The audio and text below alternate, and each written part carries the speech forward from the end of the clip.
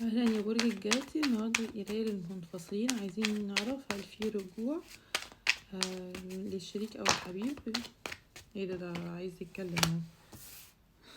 نزل ورقه على طول. يلا بينا يا برج الجدي، هل في رجوع للشريك او الحبيب؟ ده في كمان ترسيم للعلاقه. ده واضح ان انت وحش اوي يا برج الجدي.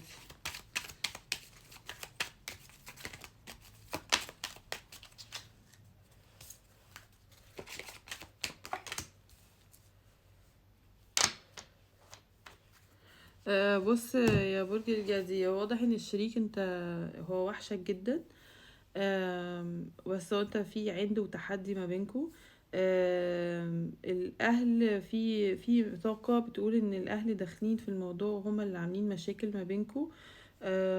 وان انتوا خلاص من كتر العند ومن كتر التحدي وتدخل الناس آه وتدخل الناس في علاقتكو دي خلتكوا خلاص. يعني بصوا عاملين ازاي انتوا الاتنين تعبانين جدا.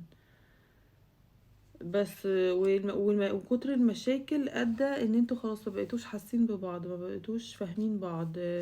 مش فاهمين رايحين على فين. آه سوري.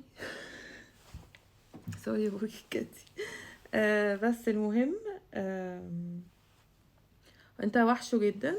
في طاقة صغيرة قوي للي هم عارفين ان الشريك خاين او ان الشريك عنده علاقات كتيرة متعددة جسدية. دي طاقة صغيرة جدا، ودول هيبقوا عارفين ان هو كده، مش ان هو حاجة اكتشفوها في القراية، لا هم اوريدي عارفين ان الشريك عنده علاقات متعددة جسدية. دول محتاجين هم اللي ينسحبوا من العلاقة تماما يعني، ويرفضوا رجوع الحبيب. لكن في طاقة تانية، ودي الطاقة الأكبر، إن الشريك راجع وبس كان عنده مشاكل كتير قوي مع أهله. آه، مش كلها بخصوص العلاقة. بس جايلك وعايز يصالحك وعايز يرسم العلاقة وتتجوزوا. اهو تاني في بنتكلز.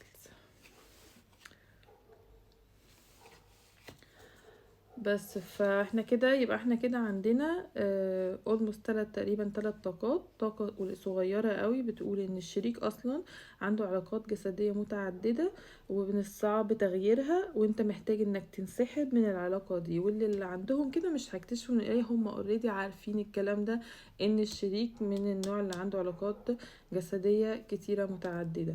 في طاقة تانية ان انتوا مخليين ان الاهل والصحاب يخشوا ما بينكم، ودول عاملين لكم مشاكل. وفي منهم بيوقعوا، وفي منهم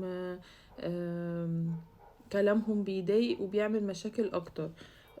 وده اللي كان السبب الاساسي في ان انتوا تسيبوا بعض او ان انتوا تبعدوا عن بعض او يبقى فيه فتور في العلاقة. بس انت وحشه جدا وعايز يرجع لك، ولو العلاقة مش مترسمة هيرسمها. بمعنى ان مثلا او يطلعها للنكست ليفل. يعني لو انتوا مثلا في علاقة من غير خطوبة او كده، لا عايز يجي يخطبك. لو انتوا مخطوبين تتجوزوا. لو انتوا متجوزين يعمق العلاقة اكتر، يخليكوا قريبين من بعض اكتر.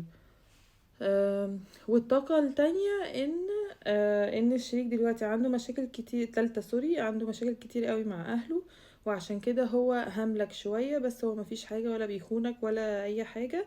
هو انت محتاج بس الصبر منك وانك تدعمه، بس مش اكتر، لانه برضو انتوا رايحين لصلح وترسيم للعلاقة.